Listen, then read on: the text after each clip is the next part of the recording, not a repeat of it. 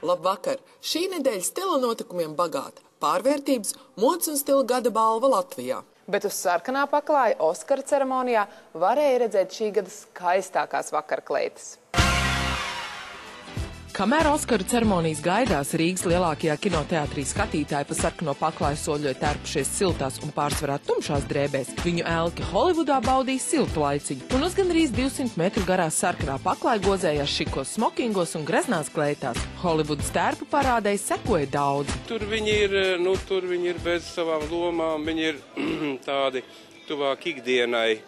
Viņi ir mazliet nobijušies, jo viņi ir kopā ar visiem pārējiem, viņi nav vieni. Tas ir tā kaut kas līdzīgs tādai kā, mītiskai pasaulē, kurai katram gribas pietuvoties. Es nezinu, viss Holivudas films ir stāsts par pelnrašķītēm, par supermeniem. Vairākas kleitas uz sarkanā paklāja Holivudā tiešām bija pelnrašķītas balvas cienīgs. Citas savukārt izcēlās ar brīvu kritumu vai drosmīgām krāsām, piemēram, sarkano vai aviņu sārto. Par slavenību tērpu izvēli skatītāji domas dalījās. Kā nekā visi pasaules viņām skatās un kaut kādā veidā jau ir jāizrāda. Man tā liekas, ka viņas vairāk domā par to, kāda viņiem ir tā, kāds tas brands, nevis to, cik viņas smēkli izskatīsies. Viens no skatītāju atzītākiem tērpiem bija Penelopas Krusts izvēlētā oriģinālā 50. gada Pierre Balmaina kolekcijas kleita, bet Angelina Jolie skatītāja acis saistīja ar 65 karātu smaragdu zaļajiem auskariem. Oskara ceremonija ir vienlaicīgi arī pasaules lielākā tērpu parāda, un šikuma ziņā tās šogad noteikti izpildīja savu plānu.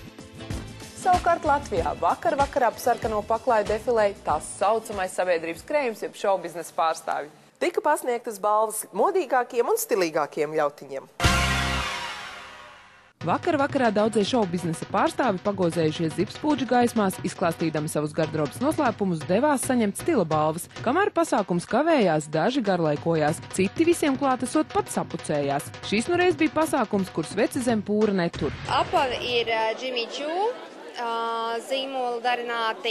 Kleita ir roku darbs, audums no Itālijas. Es tā paskatījos uz savu niecīgo garderobu un sapratu, labi, ja es sakombinēju šo naktsreklu un šos svārkus no karnevāla, tad jau varbūt es arī varu atnākt. Guess ir tas brands, ar kur es tagad nāku zīmēties zīmoju pasākumā. Šogad viesi bija īpaši rūpējušies par savu izskatu, netradicionāli aksesuāri, dziļi dekoltē un spīgļojoši apavi. Taču mums vislielākais prieks bija par visiem tiem, kuru stila filozofijā spoguļojas latviskie elementi. Man mugurā ir pilnīgi Latvijas prece, no A līdz Z izņemot šo rokasprāts, kas nāk no Ķīnas ar Ķīnas dzinteru. Šajos laikos tīpaši ir jāķerās pie šujmašīnām, pie adām adatām un izšojamajiem rīkiem un jāsāk strādāt pašiem. Gada stilīgākais aktieris Inters Vešetins atzinās. Joprojām esmu zēns no laukiem, no Rūjienas, sveiciens Rūjienai.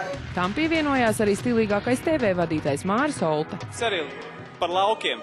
Kur Ešetins Inters teica, ka viņš no Rūjienas, es no Ērgļiem. Lauku puikas šobrīd rullē, un tas priekā. Savukārt daži labi no balvu biruma pat sadegt varot. Šogad izskatās, ka gada beigās es tomēr sadegšu ar savām pirmajām vietām. Daži balvas uztver nopietni, citi nē, tomēr spalvas podrināšanai tās līdz. Pastāvēs, kas mainīsies. Varbūt tāpēc sievietes tik ļoti iecienījušas pārvērtības. Tagad katru mēnesi kāda dāma varēs piedalīties pārvērtību procesā.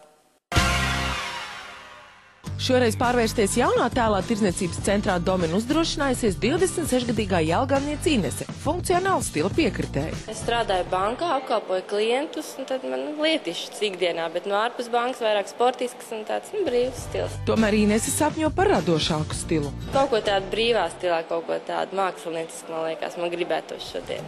Tikt pie jauna amploā Inesei palīdzēs stiliste Līga Banga, kurai ir sava vīzija par jaunās dāmas pārvērtību tēlu.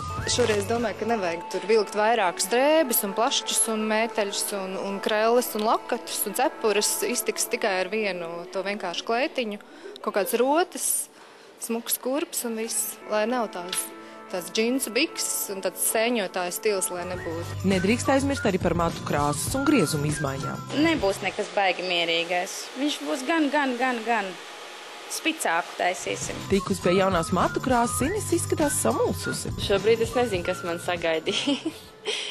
Nē, es pieradusi būt tik gaiša.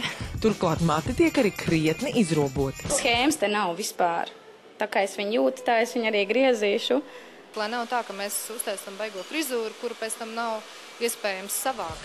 Arī grims tiek veidots dabisks un ikdienišķs. Par cik viņai ļoti skaistas brūnas acis, tādas diezgan tumšas, ja, tad mēs tādas ļoti tumšas acis netaisīsim.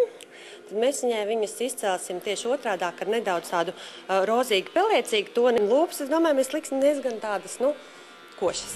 Safrizēta un sagrimēta Ines tiek arī pie jaunas drēbju kārtas. Košā kleitiņa, masīvās augstpapēžu kurps un košais rota ansamblis pārvērš Ines romantiski ekstravagantā būtnē. Turklāt kleitiņu var droši kombinēt arī ar spilgtu pavasara mēteli, bet Ines ikdienas gaitām piemērots ir sportiski ekscentriskais stils ar ērtiem zābaciņiem, vieglu jaciņu un svārkiem. Ļoti labi izskatās uz jebkuras figūras, tādi šauri, zīmuļu formas svārki. Tagad jūtos tā sportista, kā varētu skriet. Jaunais stils ir pilnīgi atbilstošs Ineses būtībai, kura skaidrāk samanāma. Es sapratu, ka jākļūt sievišķīgākai. Vilkšu ikdienā centīšos vairāk vilkt biežāk svārkus. Varbūt vairāk arī kosmētika lietošana, lai sievišķīgāk vienkārši kļūt. Uzdrošinieties arī jūs un atklājiet sevī vēl nezināmas šķautnes. Neticami, bet stilam bez tabū jau 5 gadi. Pašas sev un jums sarūpējām dāvanu. Turpmāk vēl vairāk par rubrikā redzēto meklējiet mājaslapā www.stilsbeztabu.lv. Gaidīsim apsveikumus! Atā!